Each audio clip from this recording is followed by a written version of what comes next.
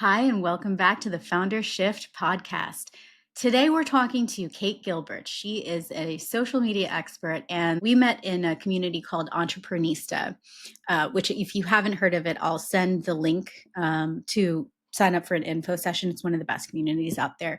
But she and I really connected over the founder growth path and how, as soon as you hit growth stage, it's almost like you have to reinvent, right? And one of everyone's favorite hires is the marketing person. Now, that's a loaded title, right? There are so many things within the marketing spectrum that you could potentially delegate to a person. And scoping that role is critically important. One of the things many non-marketing founders struggle with is marketing and social media. It feels like you're constantly feeding a machine, and Kate's approach really resonated with me because it's about scalability. It's about building that engine for people who don't like social media.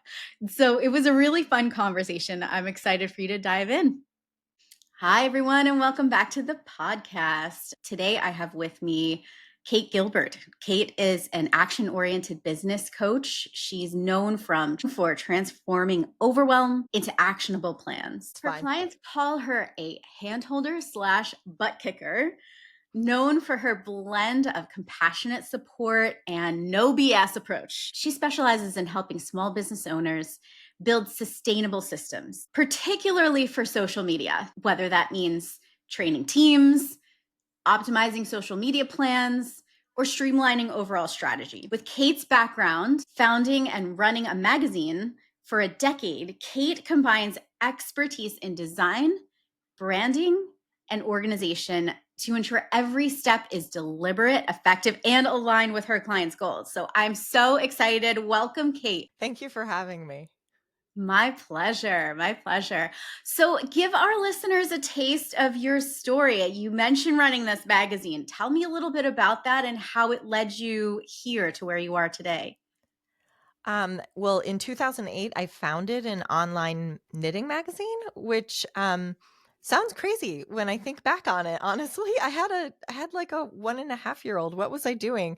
Um, so I I had been publishing with traditional magazines, and then some stuff came up about copyright, and I felt like I could no longer publish with them. So I was like, well, where am I going to publish my knitting patterns? And I thought, well, I'll just start a magazine. So I did. And I ran it for 10 years. I had some people who worked for me. But the buck stopped with me. So I was kind of in charge of a lot of things. And I also have a background in graphic design. I used to work for like the guy who created I Love New York, for example. Wow. Yeah. So I'm used to working with people, but I'm also sort of used to having my hands in all the pots. And then after I decided to step away from the magazine, I actually taught online baking classes during the pandemic a little bit. But at the same time, people started calling me saying like, hey, I have to move my business online. What am I going to do? Like just totally freaking out. And so I started spending a lot of time talking to people about that. And then at some point, after a couple months of doing it, someone said, why aren't I paying you? And I was like, oh, yeah, that'd be great. Thanks. So Imagine that. yeah. So I had another job at the time, so I wasn't really thinking about it in that way. But then it became sort of a natural progression that this is where I ended up. And I feel like I've really found my calling now. What about it really resonates for you? I mean, I just love all of the interesting people I meet and everyone I work with, no matter like if they are designing quilts or they're a life coach or they're a veterinarian or whatever they're doing, real estate, they all are very passionate about what they do and believe that what they do helps people and makes people's Mm. lives better. So I love the people I work with, and it's honestly, it's such a buzz to get people excited. I understand that feeling of burnout because I was definitely there with the magazine. And so now I'm always trying to be the person that I needed at that point where, like if I had had a Kate or a whomever, that maybe I could have stuck with it or I could have developed more of my ideas. I had like a pile of ideas I never even got to in ways I wanted to grow the business that I just couldn't implement. And I think if I had had the proper support, I would have been able to do it. So now I try to be that support for other people. And Yeah. so it's just so fun when someone comes to me, I mean, sometimes literally in tears, and tells me what they're doing and what they're not feeling good about. And then we're able to create a plan that makes them feel really jazzed about their business again, what they want to get done, the direction they're going. Sometimes it's also a little slower going too, but it's really so much fun for me when people come back to me being like, "Oh my God, I did this thing. I can't believe I did this thing." So, yeah, so I love it. Well, I think what you're saying is so relatable, both to me and probably a lot of our listeners, because we get into business to do the business. We don't necessarily always get into business. I mean, unless you are in the marketing business, of course. Sure. We don't really get into this because we want to do social media or we want to do marketing. So, I mean, I'm so curious about what you said because I'd love to hear more about some of those specific blockers, or maybe what was an idea that you had to hit pause on or even step away from that was really keeping you from scale. It's been 8 years since I left that business, so it's a little hard for me to remember exactly, like, all of the ideas I had. I wanted to do events. I wanted to grow my audience. I wanted to do courses and things like that. I had all of these ideas, some of which I was able to start implementing, but then the follow through was always kind of hard sometimes afterward, because at the same time we were publishing 4 to 6 issues a year.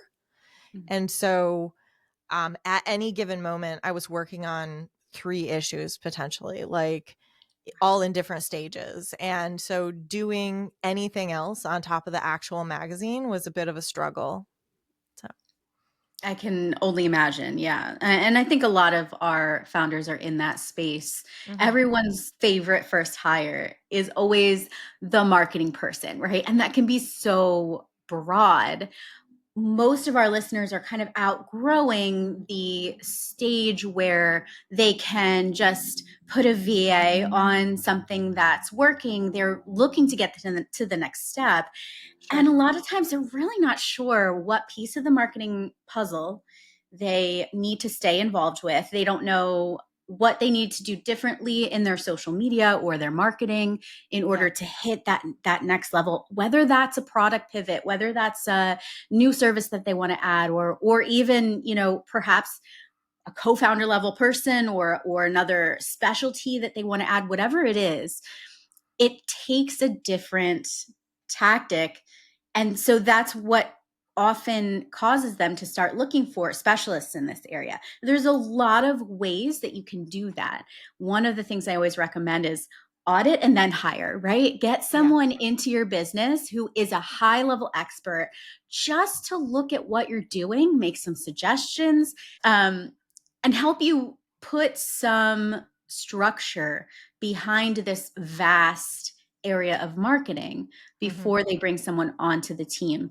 And then when they do construct that hire, they still, I mean, it takes a different level of management and leadership abilities to be able to lead that person. So most of the people listening are going to be in that place where they're like, Yeah. where do I even start with this? Some think they want to pass it off, and then they realize when they're trying to do it that they are not ready to delegate it, that they're not able to give up control too. So there are definitely things you can put into place to make the runway of bringing someone on and getting them up to speed like a lot shorter, and also to make sure that you can feel really confident about what they're doing. That also makes me think, why don't people enjoy this? I mean, I know my perspective is like, I specifically didn't go into marketing for a Yeah. reason as a specialty in my career. It's just not my thing, right? But that's very non-specific. You work with founders all the time that are looking for support in this area. What patterns do you notice? Why don't people enjoy this? Well, first of all, I I am like the weird social media person who is not like a social media person in a certain way, because I'm more somebody who's able to look at problems and come up with creative solutions or build systems and really think about why we do certain things or don't do certain things or feel certain ways. And so my entire system around social media is really built for people who don't want to be influencers, because the reality is a lot of the social media advice out there is built for influencers. It is just not realistic for a small business who is maybe, doing their own social media, like in-house somehow, like even if they don't have a person dedicated to it, or even, solopreneurs. I work with a lot of solopreneurs who are, like, how am I supposed to do this on top of everything else? So the things I find, the reasons people don't like it is either they say it makes me feel bad, is one I hear a lot. And when we dig a little deeper, that feeling bad can either be, I don't want to be visible. I'm afraid of public failure. Um, I think people are judging me, or, all kinds of feelings like that. And then there's also like, I'm not getting the results I want, and there are a lot of people who, they stick to it for like a week and then they don't show up for a month, or they're just not producing the kind of content that their audience actually wants. So, those are, I find it's usually, I'm not getting the results, I don't have the time to do it, or it makes me feel bad, are the Mm. three big buckets that I can usually put people into. And sometimes people are in all of those buckets. So I'm over here laughing because that is so me. I like to do things that are effective. yeah, And as a non-social media person, like all my stuff before this point was set to private. Like we barely posted, my friend. And I often get exhausted when it doesn't result, which of course I know marketing is the long game. I'm okay yeah, with the long game, but I need to see some progress, something happening at some point. So it's hard for me to continually do it. And I also relate to what you said, where a lot of the advice out there are from people who do love social media and who are kind of yeah, influencers. I respect that is a really good way to do it. If I had the wherewithal to post 4 times a day, I would do it. yeah. But there are so many other things that feel It's much just more. not necessary. It's really I love not. I love hearing this. Yeah. I am all about, okay, what is the biggest bang we can get for our time, our energy, our dollar, if you're putting dollars in there, but mostly the people I work with are just working organically. Mhm, Um, I'm all about like, okay, how can we get the most out of this? And what do we actually need to be looking at in terms of our metrics to like measure if we're successful or not? Because, mhm, you know, if we were to look at, actually, I've told the story before, I'm sure, but I'll tell it again. So, during the pandemic, when I was like doing baking classes and selling cakes, I had about 1,000 followers, and of course, only people like in Montreal could even buy a cake from me. So, and I could sell out classes and I could sell, you know, 100 cupcakes in a weekend or whatever. And at about the same time, there was a woman who's an influencer and she had 2.6 million followers. And she needed to sell 36 t-shirts to place an initial order for the clothing line she wanted to start. She could not sell 36 t-shirts. So people get really hung up on how many followers they have and how many likes they have. Um, and they, it doesn't really matter. Honestly, like looking between her and me, I was more successful and I had 1,000 followers. I did mm, not have 2.6 million followers. So we have to be looking at the right things to really evaluate, is this working or not? And the thing I can say for like my business as it is right now, all the time, I get messages from people, or I get, people signing up for my programs who I've never interacted with. I've never seen them like a post. I've never seen them comment. But all the while that I've been doing whatever I'm doing over here, they've been developing this parasocial relationship with me. And they show up thinking they know me. And I'm like, great. Okay, let's do this. So it is a long game. And sometimes it can feel a little frustrating. But if we're focusing on you know, likes purely, like our vanity metrics, those are not really good measurements of if our social media is successful. And they're certainly not good measurements of the potential success of your business, which I realize a lot of people look at their metrics and look at how other people are doing and then immediately make assumptions about how these other people are doing financially versus them. And they make wrong assumptions and they think like, I can't be successful. What am I doing this for? That kind of thing. I've really seen people go down a spiral pretty quickly. The other thing I see is like so many people are focused on either, well, I need to go viral.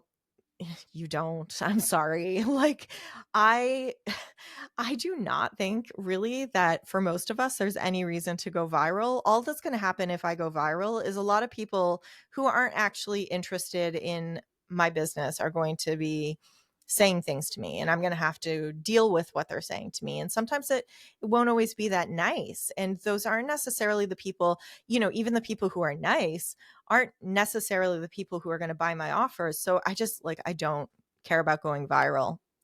And the other thing I hear all the time is people are like, oh, the algorithm's always changing. No, no, no, no, no. So first of all, I want to clarify for everybody, there is not one algorithm. Everyone talks about the algorithm. It doesn't exist. That is not a thing. Everybody's algorithm is different according to where you live, what you are posting about, what content you're interacting with, what the people who follow you are doing. It's incredibly complex. It's not a question of reels do better than everything else, which is something we hear all the time. You have to post reels, on Instagram. Well, guess what? I have a client who just messaged me this morning with a one photo post that is doing incredibly well, like shockingly well. And she's found if she posts one photo, it always does better than when she tries to do a reel or anything. All of the advice does not apply to her. And Hmm. so whenever we're trying to follow this like one size fits all supposed expert about what the algorithm is doing, we're not actually necessarily following what works for us, either in terms of our own capacity to create that content or the results we're actually going to get and what our customers actually want. I think one of the open questions that is so dependent on the person, on their business, on the founder's strengths is how involved does the founder need to stay? I mean, most of the people I work with are service-based businesses, right? So many of Yep. them are the face of the brand, Yep. whether they want to be or not. And it's their expertise and it's their thoughts and their ideas that are making the business work. And so it's really hard to unpick what about this needs to stay mine versus what value can a person that I bring on, whether it's a high level expert or a person who can manage the day to day and maybe Yep. edit a video down into a reel, something like that. How do you think founders can add the most value, even if they give away a big piece of the process? I think it's walking into it super prepared. And so I've set up an entire system where I take people through really examining, what their business is about, why, who they're talking to, um, and what we need to be saying to them. And I take them through this whole process. And then I've had people go through it and continue to do their own social media. And because I teach them systems, they're able to do it more efficiently. They're doing it a lot more effectively. I've also had people who like were able to take that packet of information we created, all of the information we made, and pass it to someone else who can run with it. But and then there's also the middle ground where I've helped them set up the entire process, and then there are pieces of the process they allow somebody else to do. And like I've set it up directly with people in like ClickUp or Monday and things like that, where they've done some really good foundational work with me. They know what they need to be talking about. So then they can pass off pieces to a VA who's able to say, this is what I need for you in order to create this. This is how we should follow through on this. Do all that kind of work. And then sometimes in that case, the founder just needs to like create a very quick video or take a picture of something, depending who's on site and that kind of thing. So that's always um, that can be really helpful because then they can pass off those parts. It makes it all lighter for them. But I do really think, it's you tend to do better if you do have a face of the business, whether that face be the founder or somebody else. But you do tend to do better with a face than, just a lot of graphics. If you go to somebody's, well, whether it be like LinkedIn or Instagram or Facebook or anywhere, if you go to somebody's grid or their page and you're just seeing like text, text, text, text, text, my immediate reaction is, who is this? Who is this person? And can I trust them? Because Mhm. all I'm seeing is text or, those kind of things. So I think you really do have to be willing to hopefully put your face out there a little bit, at least. That was going to be one of my questions. What do you think about the faceless brand idea? I think it works well for product based businesses, but probably not so much for service, right? Is I that think right? it can work for a product business, but I also think that people want to feel a connection. I think, especially now, like in this year, and going forward, we're faced right now with, we're all used to the people who are fibbing on social media about like their own success or knowledge or whatever. There are filters out the wazoo. And also AI. We're dealing with AI now. So people really want to connect authentically with somebody and they want to know that it's somebody who gives a crap about them. To put it not very, gracefully. But I think even product based businesses can benefit from having a face involved there because the customers want to buy from another person, not a faceless box, you know? Right. Right. Yeah, absolutely. People are hungry for real experiences. When Mhm. I first started my newsletter, which is pretty much in early stages still, I said, well, I could have AI help me with this, or I could just open a Word doc Yeah. and say my real thoughts into it. I put out the initial invitation email and immediately had so many responses from people who I had met with over the previous couple of years to say, hey, I love the tone of this. It feels so Mhm. real. I'm like, that's because it is. I mean, But I people am really not respond to it. against AI, Yeah, same. I have a lot of well, I have a lot of reservations about AI, quite frankly, but Well, yeah. um, I have a lot of clients and myself for that matter who sometimes use AI as a way of drafting. Cause like Mhm. sometimes I sit down and I'm like, okay, I know kind of what I want to talk about, but I need to organize my thoughts. And so Yes. I'll do sort of a back and forth to say like, all right, these are the ideas I have in my head. I'm trying to find a way forward and then it will give me back something, and usually there's something there that I'm either like, no, that's ridiculous, I hate that, and then that pushes me in the right direction, or I'm like, oh, I didn't notice that connection there. Right. And I never would ever send an email that like I No. completely wrote with AI. Never. I mean, it's always I mean, the services I use know that I'm a woman, that I run a business, and that I have a kid. That's all they know. And so then I get these things back and it talks about, oh, I've got a coffee in each hand. I'm like, I don't drink caffeine.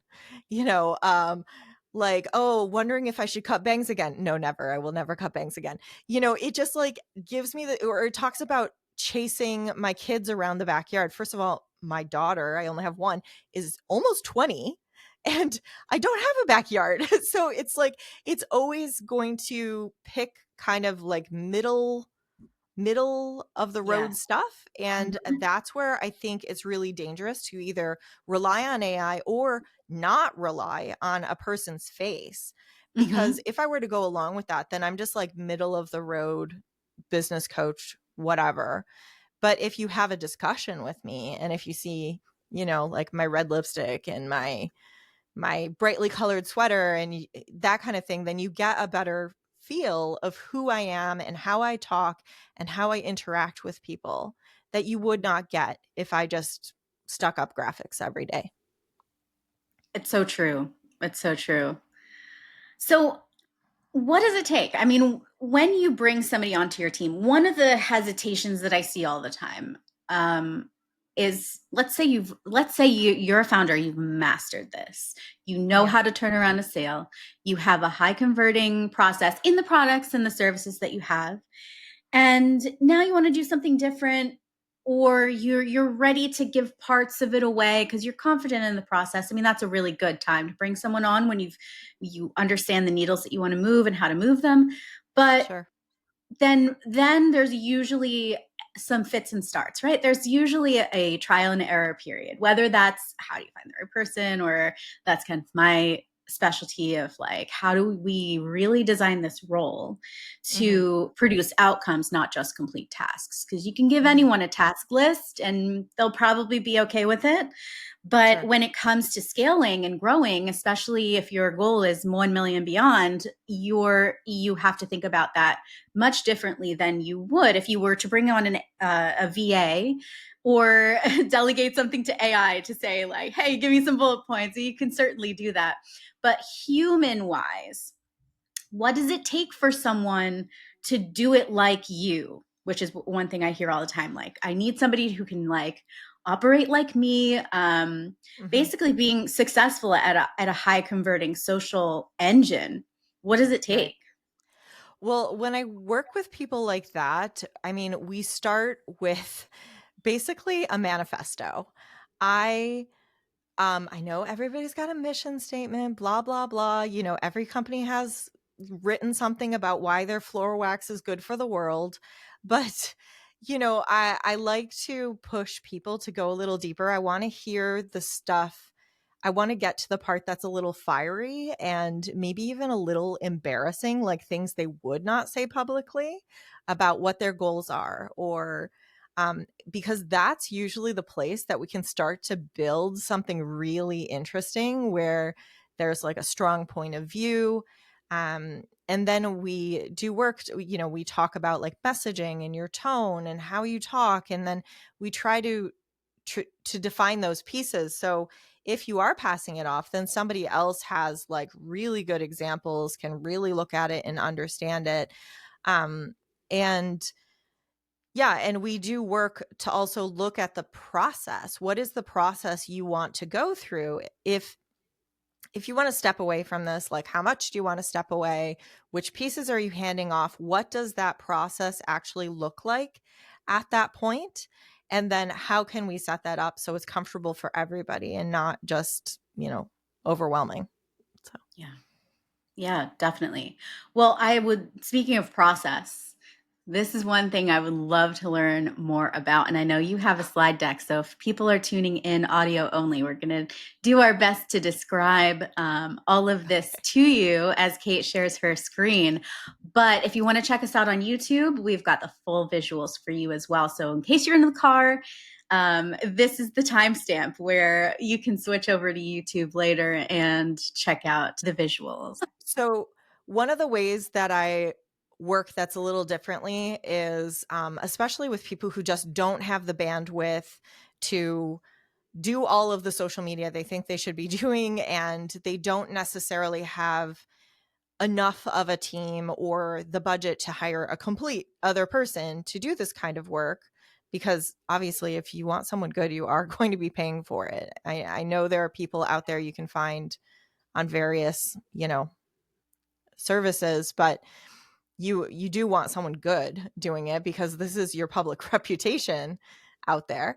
So one of the ways that I work that is a little different is I am not a pillar person. I like cringe the moment I hear people talking about pillars because usually it's so big and so vague that if I say to somebody like, post some educational content or post something that shows the combination of luxury and approachability, like what is the post you are going to make to go with that? And Yeah. for many of us who are busy running a business, that is too much for us to figure out. And so we're going to just jump at like the easiest thing that we can come up with. And then we end up doing easy thing, easy thing, easy thing. Oh, wait, I'm selling something. I need to talk about that thing. People aren't really planning their content properly. And so do not work with pillars. I work in a completely different way. And what we do is I ask you questions and we answer those questions. And those questions create what I call a content loop, and I distribute the answers to that question. Like, envision a circle. So those of you who are in the car, envision a big circle that's made up of a bunch of Post-it notes, for example. Those are the topics of your post. Right. We come up with what the primary messages are that you need to be sharing, and then we create the content loop out of that. So what happens is you start with your first post and then you're going around the loop. And by doing that, you're covering the full spectrum of all the things you need to be talking about. And then when you get back to the beginning again, so those of you who can't see, this is like a bunch of Post-it notes in a rainbow going around in a circle, and we got back to the top of the circle. So what happens at that point is we go back to our first post and our first primary message, and we decide, okay, what are we doing now? How did that post perform last time? Do we want to talk about it the same way? Do we want to change the graphic? Do we want to create a video instead of a graphic? Or is it, for example, like let's say you're a yoga studio and your primary message, the first one is yoga is for everybody. And maybe the first time around, I said, you don't have to be like a skinny yogini lady. Like anybody can do yoga. So we did it from a place of body positivity. But then, in fact, yoga's for everybody. We can examine that from other angles. So the next time around, we could say, okay, do we want to reframe that and talk about yoga's for all ages? And then the next time around, do we want to reframe that and say, oh, if you have injuries or a disability, we can work with that. We can re-examine these posts. And then what's happening is you're going around your loop, making variations on these posts or variations on the message. And then you end up, I went too fast.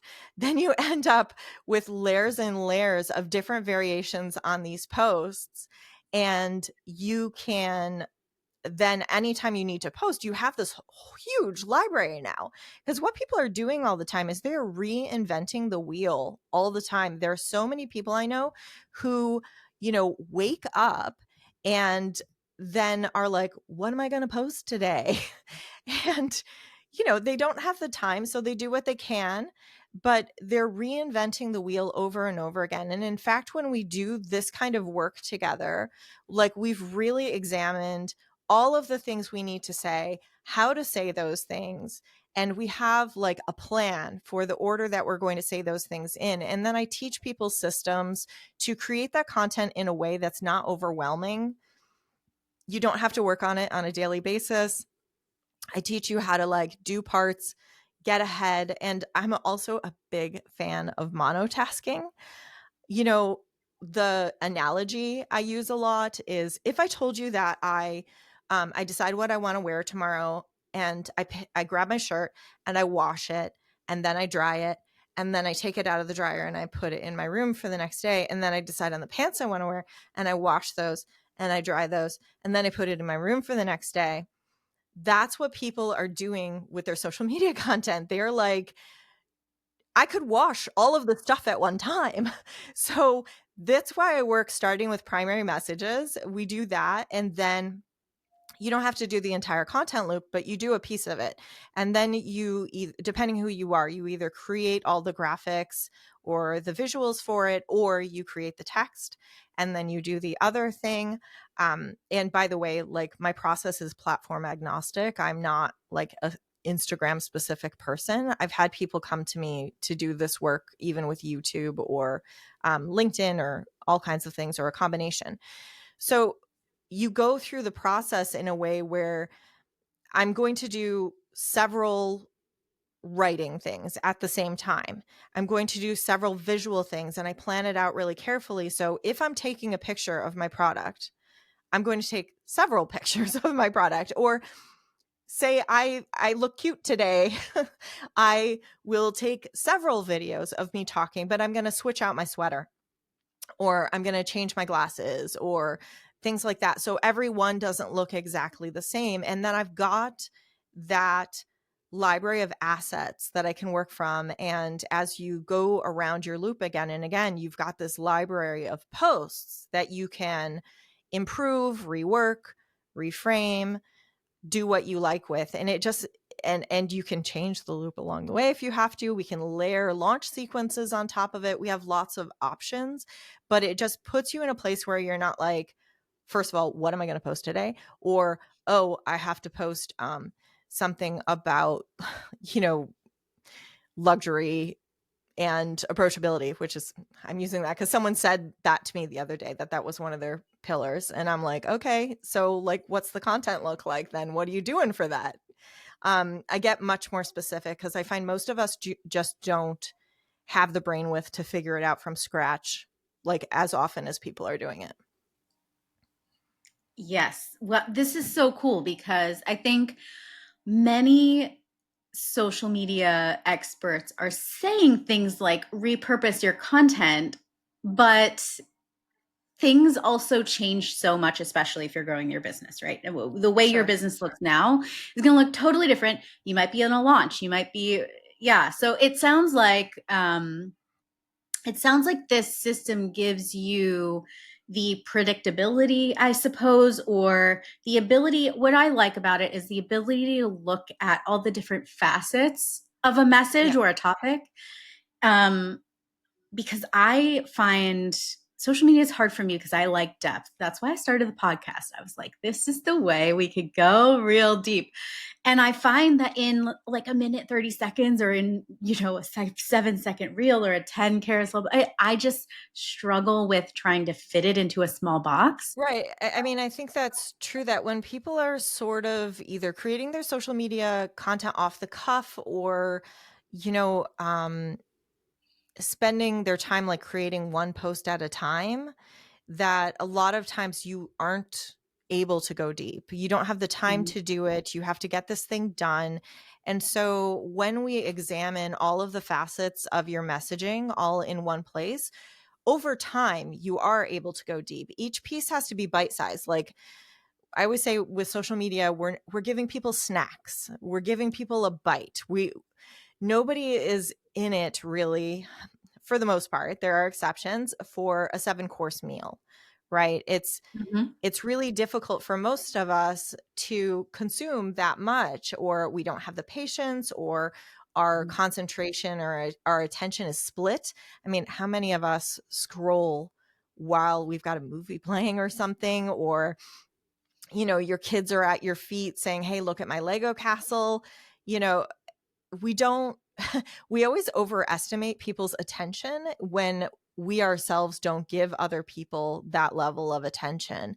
So I'm always trying to break things down to the most crucial like nugget that will be useful and impactful rather than just like surface level. But it's over time when you get enough of those nuggets, people really like understand like what you're doing and who you are. And I feel like over time you can go deep. There are ways to go deep. Um, Mhm. but yeah, and you can make longer content, by the way. There are people who do it. Yes, well, that's why we're here. No, that's a really good point, especially putting yourself in the shoes of you. Nobody is more interested in this topic than you are, whatever your topic is, right? Whatever your product is. Nobody's as interested in it as you are. And that's kind of okay. I mean, you are supposed to be obsessed with it. You're the founder. And yeah, so that's good. That's a good way to look at it. And I think it also, for me at least, takes the pressure off. Yeah. Yeah, I'm always like, say less. You could, oh, that post that you just wrote there, that's actually like 5 posts. Like, let's cut it up. It doesn't have to be all of those things. Or Right. I also do work with like ways of breaking apart content into pieces or pulling multiple pieces of content into a new package that makes sense as a unit. So once again, you're not reinventing the wheel all the time. I mean, I'll talk about Legos again. It's almost like Legos instead. We can take them apart, we can put them back together in different ways and make different things out of them. That's a good way to think about it too, is everything is a building block. So how can your methodology help founders with that growth, that scale moment that we had talked about? Well, we do some we do a lot of talking about messaging, and that's usually the piece. And also, I feel like as soon as people are creating their posts based on a fuller spectrum of what they need to be talking about, they're immediately doing a better job than what they have been doing. And also, with our talk about messaging, I mean, one of the main things I say to people just to start is like, your content's not about you; it's about the people you're talking to. And I have somebody who I said that to, and she immediately rethought how she was posting and immediately started gaining followers.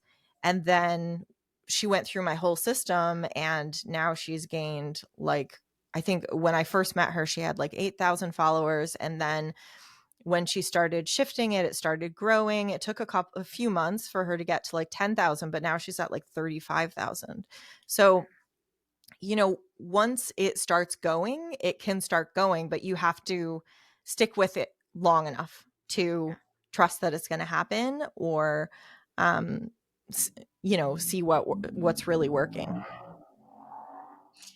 Yeah, I think that's so important to keep in mind, because one of the things that does happen as you're growing and scaling your services, there's going to be change somewhere, right? And Sure. you can either approach the differences or the changes with the same approaches that you did, and you say, oh, just more volume, we just need more volume of the same thing. That is one approach. But I Yeah. think one of my takeaways from this is that this approach of starting with the messaging and the positioning first, and then building things, building more depth, more facets off of it, it's a little different than I'll call it reactive approach. And it's a similar mentality, it's a similar shift to what many founders go through as they're leveling up their teams. It's A lot of people, I'll post tomorrow, I'll post next week. I'll do it tomorrow all the way for months sometimes, or posting very mediocre stuff in the meantime just to like get something out there. So, yeah, yeah. Yeah, and I think one of the ways that scale can become hard, especially if you're adding a service, especially if let's say you're a one-to-one coach, you're adding a group program to add some mhm. scalability into your income, some predictability. That's a totally different messaging strategy. And you Mhm. might feel a lot of times like you're starting over from scratch. And you think, "Oh, I nailed it for this. Should I keep doing more of this?" But you're saying Yeah. there's a way, even if you are starting something completely new, new service, new program, even a new client base. If you want to add people on to your audience who are maybe in a different moment along their journey, Sure. that this can make it more predictable how to reach them, what to say to them. And the engineering of it is kind of Yeah, you that. can be making sure that you're hitting on, because we also, assign these messages get assigned to different groups when Mm, necessary. So we make sure that you're hitting the correct segments of your audience regularly. So you're telling them the things they really have to know. And, if you create something new, it can easily be integrated into the system. Either things can be revised or things can be added, and it works mhm. just fine. Excellent. Awesome. Well, how can our audience get in touch with you, Kate? How can they work with you and get in your world? You can find me at kategilbert.com. And actually, I have a little treat for people who want to save time on social media. I have a little video for you guys, and it's at kategilbert.com/time is money. And I present a little video about different ways of streamlining your process. And the other big time suck I see on social media for people is their focus. They're just not focused, and they find themselves scrolling and they think they're spending a lot of time on social media, but they're actually consuming. They're not creating or, interacting or engaging with their followers. They're actually just consuming. So we talk about that too. Nice. Well, Kate, thanks so much for joining us. Thank you for having me.